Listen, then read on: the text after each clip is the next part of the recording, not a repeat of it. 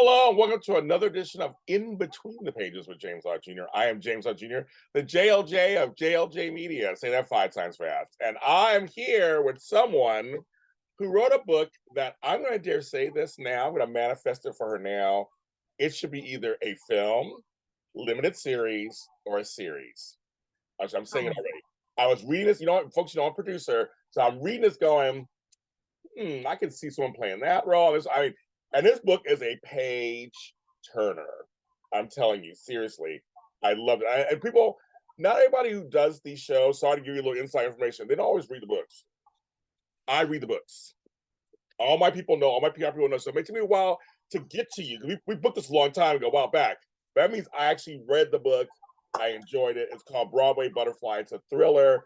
You have to run and get this book. You don't have to run, actually. You just go online and get it. But, it's available everywhere. But this book is so good. Sara DiVello is the author. Hello, Miss Sara.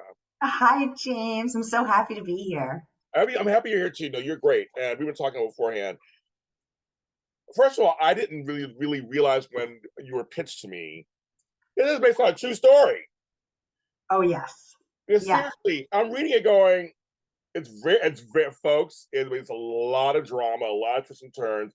You're reading, that's how that chapter ends, and you go to the next, you go, oh, okay, and then, but it's based on, it's okay. So please talk about this book. First of all, tell people what the book is about. We'll get into the nitty gritty. So, Broadway Butterfly is the true story of a scandalous flapper named Dot King in 1923, New York City. She is a scandalous flapper, and she is found murdered in her bed wearing a lacy negligee that barely reaches her knees. And the investigation, led by the head of the NYPD Detectives Unit, creates ramifications that ripple from the gangster underworld all the way up to the White House. And what I love about this book is that it takes place in the 1920s. So it is the roaring 20s. It is, scandalous, fabulous, just, people are coming off of World War I, the first pandemic. So there is a joie de vivre. There is a zest for life. There is an energy. The economy is booming. People are having fun. These are the days of speakeasies and flappers and the Charleston and outrageous consumption. And it just is a really fun time period to be in. It's glamorous. Yeah, it's 100 years ago. Think about it. It's 100 years ago this year. This is the 100-year anniversary of the case. I was like, this is kind of like, that's kind of a crazy thought to think, we're in the 20s again. Not as exciting as it was back then. I'd rather be back in those 20s. I don't know, these 20s are a little much. Me too. Yeah. I'm like, these 20s look more fun. I love the name Dot King. I thought for sure it was a made up name somewhere. I love the name. It's like a great, because all books see some great names in them. I'm like, Dot King, that's a great name for a flapper. Like, it's a great name, but it's for real. So how do you decide to tackle a real life murder mystery? Because instead of creating, you're still creating. You have to write it and weave it together. We'll get to that part. Instead of just from scratch going, I'm gonna write from scratch versus picking something that's already out in the news. Yeah. So, well, first of all, I was going to say Dot King is a name that she chose for herself. She was born Anna Marie Keenan, and she said, that doesn't really feel right for me. That doesn't reflect who I want to be, who I see myself as. And so I really loved that about her because I think it just says so much about her. I tried to pick these moments that really tapped into the heart of who she was. And I feel like choosing your own name and saying this feels more me was an important moment. And then the reaction to everyone who was both investigating the case and covering this case in terms of whether they acknowledged that as her identity or not was also very telling about them, right? Because some people would only use her. I noticed that. Yes, but I love the name Dot King. I just love that name. But yeah, I agree with you. I think it's really interesting. I think it says more about them than it does about her, but I found that really fascinating. Okay, so in terms of how to cover a 100-year-old cold case, so I started this 9 years ago, and I had the courage of the ignorant and the naive. I was like, I literally, felt like, stand back, everyone. Detective DiVello is reporting for duty. Like, in spite of the fact that I have no police experience, I'm not a detective. I'd never written a mystery before. I'm not a researcher by trade. What the hell do I know about the 1920s? Not much. I literally was like, relax, everyone. I've got this. Okay. And and even more insanely, I thought I could do it in a year. Hashtag poor jerk. So wrong. So wrong. So 3 years in, I realized, oh dear God, I am so screwed.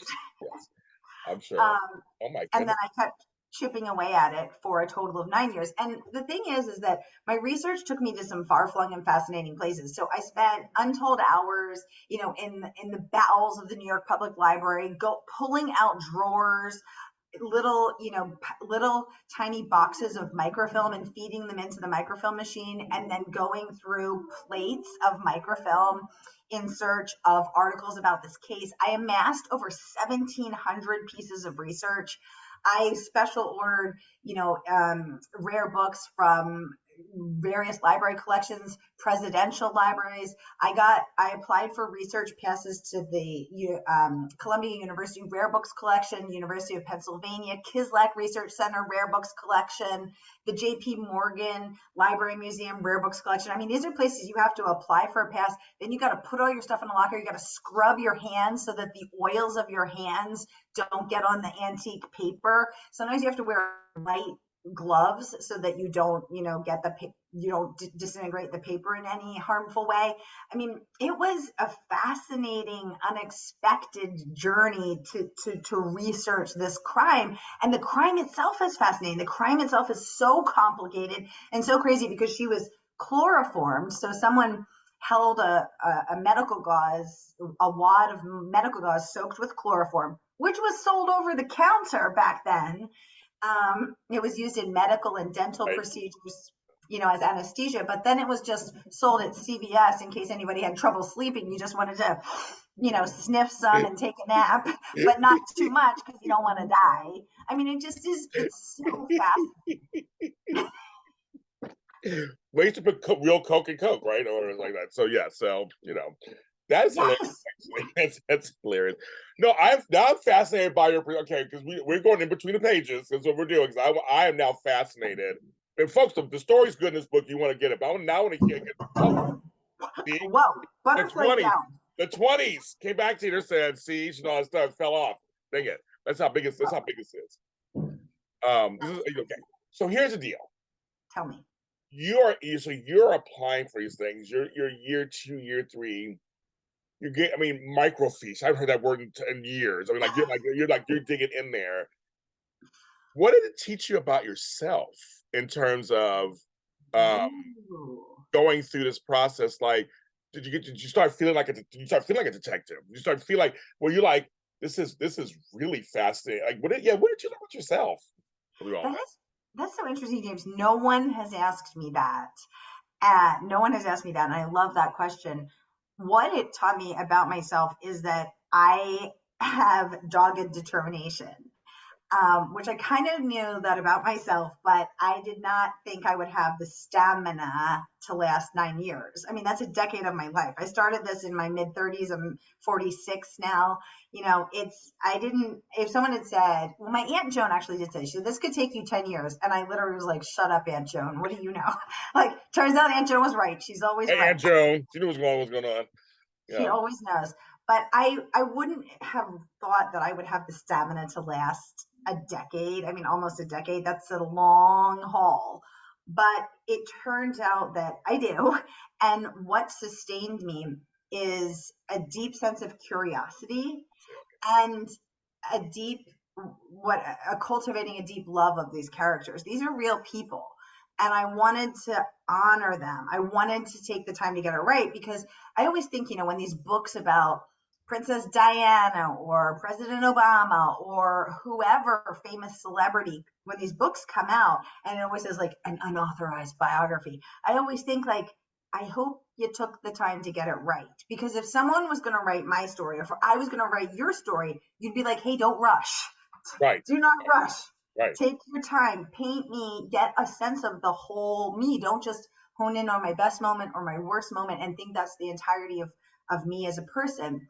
Really get all of the complex and and contradictory moments that encapsulate any of us. And if you think about, I want all of us to sit and think about, like, oh my god, how vulnerable is it if someone's like, I'm going to write a book about you. You can't do anything about it if someone wants to write a book about you. So you just hope that they are ethically committed to getting the story right. And because these people were real, and because these people are freaking incredible, extraordinary human beings, I wanted to get it right. And it was that care for them and that concern for them, that love of them, that grew over spending every single day of my life for 9 years with them, that kept me going. Well, as you say that, it makes sense to me. It's like suddenly they became almost a part of your life circle, Yes. right? Yes. They were living Yes. with you. They were living with you. They lived with me. I mean, I got as much as I could, their birth certificates, their marriage licenses, photos of them, any stories in other books or articles that I could about them. I really wanted to get to know them and to be with them and to have them become part of me. And that was something that was, really important to me. Well, And I think it also, makes the story. you said something a little earlier when you were saying that too. That makes sense to me as I'm hearing this. You had to finish it. Yes. Couldn't just Yes. stop, go, okay, 5 years in, I'm done. See you later. You couldn't at that point, as we say in poker, you were pot committed. Like you already had the money in, you were in it. Not saying money free, but it's like you're already in it. You already started this journey. It's like I don't care how long it is, I have to finish it to see it through the end. Right, exactly. Like I didn't come this far to walk away. Yeah, I didn't invest 5 years of my life or right. 7 years of my life Yeah, to walk away now, because then all those thousands of hours would be yeah. for naught. For nothing. Right. Oh my God. I now appreciate this book even more. I'm just hearing that story. That's why I do these shows. I like to hear how the writing goes because that's interesting. So you're applying for like for the lay person out there.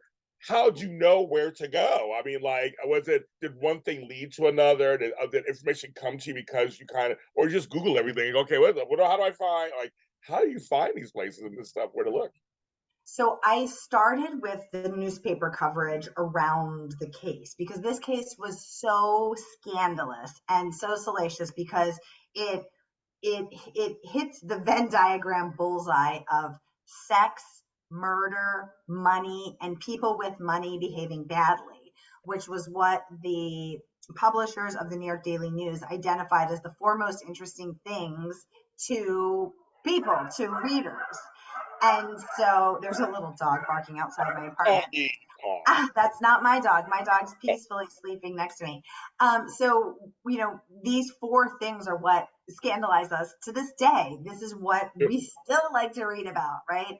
And so this case hit all of those markers, and it first seized, headlines in New York, and then it went, across the entire country because it was so salacious. And so I had a lot of articles to read. So I started there. Then I wanted to learn more about each of these people. So I tell the story through 4 points of view. So the first is Julia Harpman, who is the lead reporter who covers the case. And she's the lead crime reporter in New York City and really the world. This is a time when less than 20% of women worked outside the home. Now in the US, about 60% of women work outside the home. Back then, it was a third of that. And the women that did work outside the home worked primarily in factories, as telephone operators, in shops, like, sales associates, and in domestic service. Julia worked in newspapers. Now, the very few women who worked in newspapers worked on the so-called ladies' pages. So that is fashion, astrology, advice for the lovelorn, cooking. Society pages, because back then, you have to remember, film has just been invented. Movies have just been invented. We have a few movie stars. We got, Rudolph Valentino. We've got Clara Bow. but this is very nascent, films are silent. This is a very, very nascent, very, newly developing technology. So the celebrities of the day were the people of society, which were the wealthiest echelon of Like America. today. It still is true. It still It is is. true because we don't have royalty, because we don't have a royal family. Right. What becomes the default is money. Yes. And everyone wants to know, what are they wearing? Who are they dating? Where are they partying? Who are they partying with? On their yacht, on their private plane, whatever it is. It was very much the same then. Yeah. And Julia was not covering any of that. She didn't care about that stuff. Julia covered crime. She was in the hard-hitting news beat. She's on the city desk with the men, the one woman who's throwing elbows and chasing stories. And anytime there's a murder within 200 miles of New York City, she gets on a train or gets behind the wheel of a car and gets herself to that and lives and breathes the news until that case is solved, or another more scandalous case comes along. And she's just really fascinating. And so I really wanted to make sure I told her story. John D. Coughlin, the head of the NYPD detectives unit, got 1,200 men reporting to him. He's covering, robberies, heists, murders, right. Everything that, Racketeering, all kind of stuff. Yes, everything. Racketeering was a big one. Arnold Rothstein's very much in the news. Gambling. And of course, these are the days of prohibition, but that falls under the feds. Then we've got Ella Bradford, who is the closest friend of the murder victim. She works for her. She's the keeper of all her secrets. She's her closest friend. She's her only confidant, the only one that knows all the secrets of this case. And she's one of 7 million Black Americans who are part of the Great Migration coming out of the South and heading, north to Chicago and northeast to Washington, D.C., Philadelphia, New York, out of the then segregated South into the non-segregated North in search of a better life. And she's incredible, and her story deserves to be told. And then we have Frances Stotesbury, who, again, at a time when women have very little power, is in that wealthiest echelon. And she has been named one of the 4 most powerful women in society, the celebrity of society, 3 weeks before this murder. Little does she know, she's going to find herself caught up right in the middle of this. Yeah. Yeah, she does. And the thing is, I appreciate how I'm like, what you say, and I'm like, I don't want to give away I want people to read the book, so I'm like, no, she does, because I read the book. I appreciated. There's certain things I appreciate about this book, the different points of view. Number one, that was also very surprising. At first, I thought it'd be told by one way, and it was like, oh, this chapter's being told. I also enjoyed your language, and just I believe in words. And I just really, I'm a big wordsmith person. Let's probably be champion a couple times back in the day. But I believe in words. It was just interesting to read. Because we mentioned African American character and then just what's going on. You told the story and it represented her, but it was like, I appreciated this kind of the words you used in some of the sentences to describe her and how she said things. I really appreciate that. Oh, thank you, James. I really wanted to get all of them, all of the characters right, but I really wanted to be especially careful and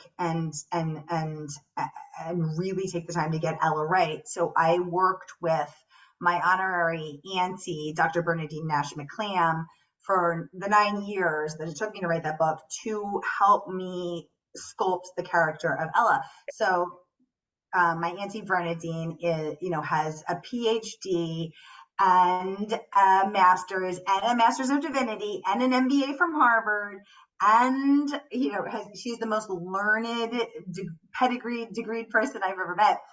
And she also happens to be Black. And so I said to her, Bernadine, help me get Ella right, because that was important to me. And having the privilege to walk through life in America in the skin of a white person, I wasn't sure, I'll never know what it's like to be Black in America. And so I said to Bernadine, teach me, mold me, shape me. I have no ego. Help me get it right. And she worked with me for 9 years to craft the character of Ella. Thank you. And she also helped me a lot with Coughlin too, which was really interesting. She said, she really helped me craft the character of Coughlin, who's white, but she helped me a lot with him too. Well, I'll tell you, for me, you got her right. Also, it was also because it wasn't Some books who do period pieces almost get exploitative when they write. They use certain words they can for that time period. They can Yes. say certain things for that time period. I can throw. Well, you know, it's that time. I can say like it didn't feel that way. It didn't feel exploitive or just like gratuitous. It just felt like you just told a story about this character, and we knew she was black, and we knew she was black in the 20s, and we knew, but it was like it didn't feel like any of those things. Thank you. And I really have to give credit to my friend and fellow thriller author Yasmin Ango, who for help with Love that. her. Love her. I love Yasmin. I have one of her books back here. I'm gonna go get it. Everybody sit on it over there. I love her. Her Nina Night series is freaking amazing. Yes. I've interviewed her. I've hosted her on my Mystery and Thriller Maven series for every Nina Night book. I will always host her for every Nina Night book and every other book she ever writes because Yasmin Ango freaking rocks. I love Yasmin. And Yasmin also works as a sensitivity reader. And so in conversations that we had, she had, just not about my book, but just about, other books and clients of hers, she had said to me, one of the mistakes that white writers make is to rely too heavily on the crutch of the times. And it's even worse when a writer relies on the crutch of the time and that painful moment only benefits the development of the white character. And it's like, I'm first of all, I never want to traumatize any of my readers. I'm never going to traumatize any of my Black readers. And I would never do it, for the sake of the benefit of this white character. That's another way to get it really wrong and wound your readers. It's not cool. That's not okay. And Yasmin said that, and that really helped me to think about that. So big props to Yasmin for thinking of that. And then I also hired Dr. Piper Hughley, who is professor of English literature at Clark University. She wrote an incredible book called about the Black woman who designed Jackie Kennedy Onassis's wedding dress and her debutante dress, and nobody knew she was Black because she sewed under a white and Jewish sounding name because she had to at that time.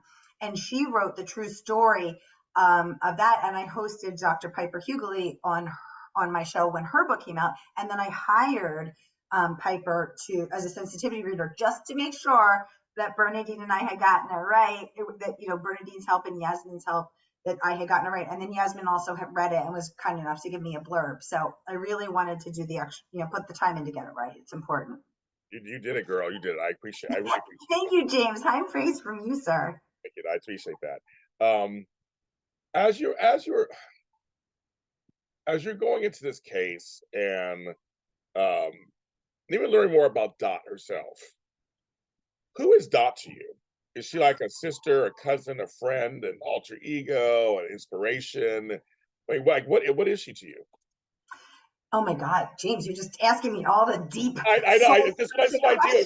That's why PR people send people to me. That's what I do. This is what I do. Speaking of digging in, we're just digging into my soul, right down to the marrow of my bones. We're just excavating this story out of my marrow. I love it. I'm like, this is a therapy session. It is. This is what I do. I'm sorry. That's what I do. I like going deep in and talk about that. This is what I do. Oh, yeah. This is both a therapy session and a confessional. I'm just getting in there, and I'm here for it, James. This is my ideal level of communication. We have to mesh. Me too. Yes. So it's so interesting you should ask that about Dot, because I felt she was the hardest for me to understand, because I couldn't understand how a woman at this time. So first of all, okay, she's the daughter of an Irish immigrant. So she's the first generation Irish American. Her parents have immigrated here from Ireland. Her dad is a night watchman at Wanamaker's, which is a department store like Macy's, or Clover or whatever, Kohl's. And her mother is a laundress. So she does laundry. And then her mother eventually gets enough money to start her own laundry, which is extremely unusual for the turn of the century, circa 1900, for a woman to own a business. This is unheard of. but she somehow does it, and the dad dies. So the mother is the primary breadwinner. Dot gets married on her 17th birthday. And I feel like that just says a lot about her, because you can picture a 16-year-old girl saying, wouldn't it be romantic if I got married on my birthday? Yeah. It's such a young and sort of hopeful and also very immature thing. 17 is not old enough to get married. I'm just going to go ahead and say that. No, it's But you can not. It's not. no, you can picture a girl saying, like, that would be so romantic. And she marries this guy who's much older than her, and the marriage does not last. Yes. So she leaves him, she moves back home. Her father has died, so because this is very much a patriarchal society, her brother, her younger brother, takes over as head of the house. And he is running a tight ship. He does not like that so women were not allowed to cut their hair. Women had never cut their hair before. If you were a woman, you had to have long hair and then you wore it up in a bun. Dot cuts her hair. She bobs it. And that's something that we started to see women cutting their hair. And it was so scandalous. Oh, a woman with short hair. And what we think of now is like, oh, that's so shocking or scandalous. And yet in 2023, we may catch ourselves having certain thoughts about women who shave their head or dye it bleach blonde Yes. or Yes. dye it purple or green. Oh, she's a True. certain kind of woman. She likes a certain kind of True. music. She does certain kind of behaviors. We still have the echoes of those old patriarchal thoughts. I agree. So she's cut her hair. She's wearing shorter skirts. She is, living a more modern life. And her brother does not like this. So they get into a physical altercation. He hits her and he throws her out of the house. So now she is at the age of 24 having to figure out on the streets of New York alone how to make a living and how she's going to get an apartment, get a job. But women are not prepared to do those things because women are raised in their father's home, get married, and go to their husband's home and never leave the home. So she has to figure this out. So she gets a job as a model because she's incredibly beautiful. She's known as the most beautiful girl in New York City, the most beautiful girl in Manhattan. So she gets a job as a clothes model, a professional model, and she starts to make her living that way. So what this tells us about her is that she is spirited. She's not going to kowtow to any man, not her brother, not her father, not her husband. She's going to make her own money. She gets an apartment. She lives alone. This is unheard of. A woman living alone, Yeah. making her own money. And then she eventually starts to keep multiple lovers. Again, unheard of, unacceptable. She has her her gigolo, her Broadway gigolo, who is her real love, and then she has a much older sugar daddy. And the term Yes. sugar daddy comes from this case. We only have that word because of Dot King It's so and her crazy. sugar We found that out. I was like, oh my God. I'm like, that's so crazy. If anyone's ever used that term, you're only using that term because of Dot King. Because of Dot King and her sugar daddy. She was the world's first sugar baby. I mean, she wasn't the first, but she was the first to create that term and have it out there. Yeah. Never had been printed in newspapers before, never had been used before. And she is just, she is what they call a kept woman. So sugar daddy's paying the bills, paying her rent, paying Ella's salary, buying her clothes, her jewels, her, get about town lifestyle. But what's really interesting is 3 weeks before she's murdered, Dot King deposits $10,000 in cash, which would be $100,000 in cash in 2023, in one of her 3 bank accounts at 3 different banks. And she withdraws, I'm blanking the exact number, but it's about $1,100 at that time, which was $17,000. Now, I don't know about you, James, but I'm not depositing and withdrawing that much money per month. And I don't have 3 bank accounts. No, not me either. No. So the question becomes, where is Dot King getting that money? And what is she doing to get it? And that's where things get really, really juicy. And what I like about her is that she is brave. She's courageous. She's living life on her own terms. She's blazing her own trail. And she doesn't give a crap what anyone else thinks. And I have to respect that. Yeah. People forget, I talked to my aunts and stuff just from the 70s. They're like, we could get our own credit cards without a father or a husband. James, I was born in 1977. Women could not get a mortgage. Women couldn't have their own bank accounts in our lifetime, in my lifetime. Yes, I know. I was born '69. Trust me, I just remember my mother and them later when my father left in the '80s and divorced her going to get stuff for herself. It was a trip. I mean, like, so folks, I mean, this she may be talking about the '20s right now, but like this still went through for a long time. It went through for a long time. And I think people think of it as so long ago. Right. Oh, what can we relate to? It wasn't. It was a second ago. And that was one of the things I really wanted to show in this book. It's been 100 years. Yes. Yes. And so much has changed. We have computers, we have movies, we have radios, we have cars, we have technology, and yet nothing has changed. I'm gonna say the Nothing. basics of life have not changed. The basics of Exactly. human behavior have not changed. The basics of sensationalism have not changed. That's when I was reading this book. I go, this is a relatable book because you could just insert person today, take dot out, insert today. Mobsters, I mean, who knows if they're still around, but there's other types of mobsters in certain industries. I mean, Yes. and there's always detectives. There's always, there's best friends. There's this. There's a lot that's relatable in this book to today that have, like you said, has not really changed. Women trying to fight for their rights still. Yes. And that was another thing as I was writing this book and I'm reading about how women aren't allowed to cut their hair. Can you imagine someone legislating whether you could cut your So hair? weird. It's so weird. It's so weird. Or what clothes you can Right, wear on your body. right. And yet it is 2023 and we are still trying to legislate women's bodies and what they are used for and how they are used and when they are used. And this is freaking insane. Is it 2023 or is it 1923? Is it 1723? I'm not Exactly. sure I'm not anymore. sure anymore either. I'm not sure anymore either. It's crazy. I want to bring up something too that was kind of fun for me. I went to school for a journalism minor, but I became a nurse. But I did work in a newspaper in Sacramento.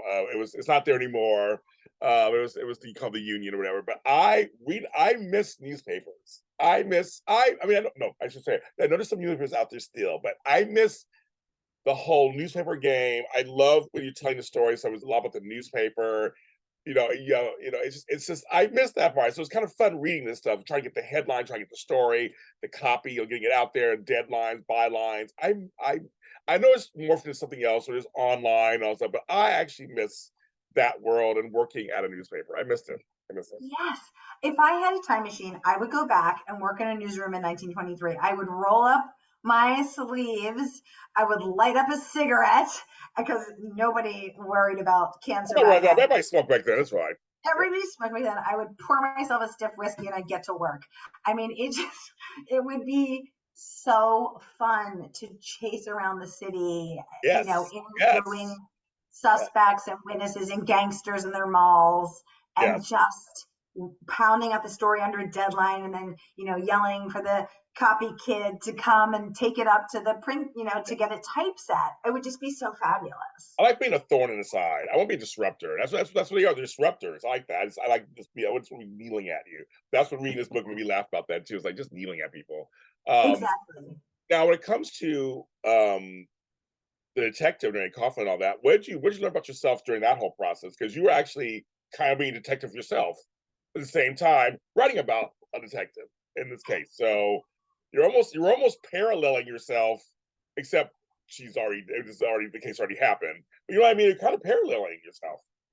Exactly. What I realized at the end of this, because I realized I didn't answer your question about Doc King, what I realized about myself at the end of all of this is that I had something in common with each of these characters that not only made me care very deeply about them, made me love them, but also made me realize that I am like them in some way. And I didn't realize that at the beginning. I thought I was like Julia because even though I'm not Jewish and I'm not from Tennessee, I'm a woman who's a writer. And I had worked in a male dominated field. I worked in financial services for 10 years. So I thought, well, of course, if I'm like any of them, I'm like Julia. But what I realized is that I was like all of them. So, Coughlin Detective Coughlin was really interesting.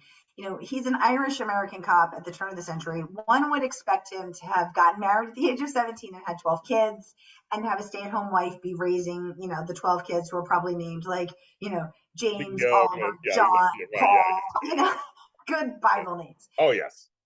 He never married. He never married, and he never had kids. And I found, you know, just doggedly researching him for all these years, I found a 1926 New Yorker, because the New Yorker had just been created a year or two before that, profile about him. And the headline was "The Cop in the Silk Shirts," because John D. Coughlin only wore silk. Now, that is unexpected for an Irish American cop at that time. And he wore a pearl solitaire, tie pin. And I think my suspicion is, I think he was gay. That's my whole thing too. I was like, that's what I was like with Kermit. I'm like, I think so. I think he was gay, and I think it was not a safe time for him to say that, for him to be himself and to be out there. And that is really heartbreaking, because I think all of us can relate in some way to not feeling able to be our full authentic selves. Yes. Yeah. And to feel like we should conform or adhere to some expectation of us that isn't us. And it made me really sad to think of him being trapped in an existence that was not authentic to him. And so what he did was he just married his job. He lived with his sister and her family, and this man just worked. That's all he did. And then, you know, he was fired in 1928. So 5 years later, because of, there was a change. The New York City police system was super political, and it was cutthroat, and everyone was always jockeying for power and position and title and access to the mayor, access to the police commissioner. And he was fired under the pretext of having failed to solve the Arnold Rothstein murder, but the person who fired him had also failed to solve the Rothstein murder. So it just was a convenient sort of excuse. And he wept, he cried. And there was a front page article that spilled to page 2, and he walked through his men openly sobbing, tears running down his face, and the men hugging him. And he loved his work and he loved his men. And when you have nothing else, because that is what you've poured yourself into, I was able to connect with him in that way, in that vein, even though he did some things that I wouldn't want to do, in terms of his investigative techniques and his, you know, his career. So I was able to connect with him in that way. And I was able to connect with Dot because, you know, Dot's from a hard Scrabble background. I'm from a hard Scrabble background. You know, Julia came from a certain level of privilege and access. She was from, you know, a fairly, you know, successful family that were, you know, had stores. They were tobacco, you know, brokers. So she came from, you know, access to education. She had a comfortable lifestyle. Her parents were educated. They were successful. They had some money. Dot came from nothing, and I come from nothing. And I know what it is to come from nothing and to have to work your way up. And so I was able to connect to Dot that way. I was able to connect to Julia as a female writer. You know, I was able to connect to Ella as, you know, a woman from down south who moves herself up north and has to, you know, blend in, you know, and start to, you know, take on certain ways of speaking, or, you know, to get the best job you can, and, you know, fit yourself into that mold. Francis was hard for me to connect to, because I do not have, you know, I'm not the daughter of the wealthiest person in Pennsylvania. My father's not the founding partner with JP Morgan himself, you know, Uncle JP. That's not my life. So she had a level of wealth and privilege I couldn't imagine, but she suffers an incredible heartbreak and humiliation. And we've all been heartbroken, and we all know how much that hurts. So I was able to connect with her that way. I could talk to you forever, but folks don't watch a 5-hour podcast. Yeah, exactly. I would. I'd talk to you forever. I continue the conversation, but Sarah, we are totally. I would keep going, but I have to stop it, of course. Thanks for your openness to talk about this book and your feelings, because Broadway Butterfly is the bomb, folks.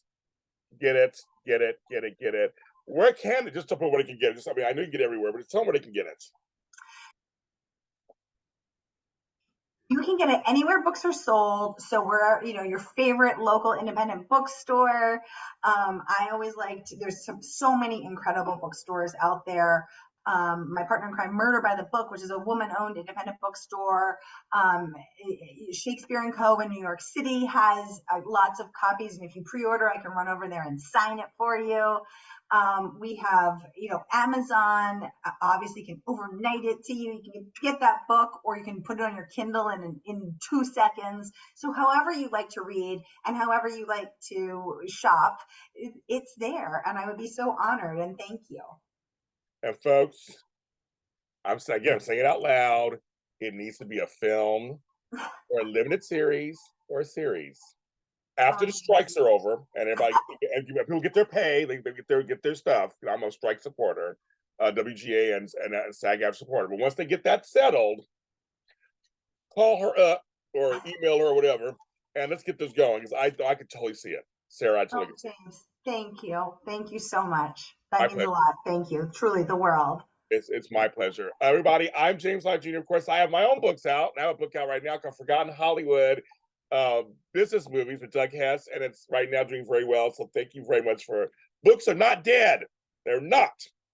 Reading Books is not dead. dead. And I'm getting my copy of James's book because I love me some Forgotten Hollywood, Yes. and Golden Age of Hollywood is my yum, yum, yum, yum, yum. I Yes. love it. You'll So love it. We'll give some for you. But yes, but folks, just books are support writers, support books, support art, support stories. How, like I said, you want to go to local bookstores, go there, support them. I just supported them this weekend. Support them, or big box, whatever. Just wherever. Just books are good. And Bright yeah, Butterfly, Target has it too. Target. Target's good. They always Yeah. got a good sale going. Yeah, no, so seriously, I was like, just support that. Like, just completely support that. My page is in between the pages on Facebook, and James Lott Jr. everywhere else. Follow me, follow her, and we will talk to you next time. Thank you so much.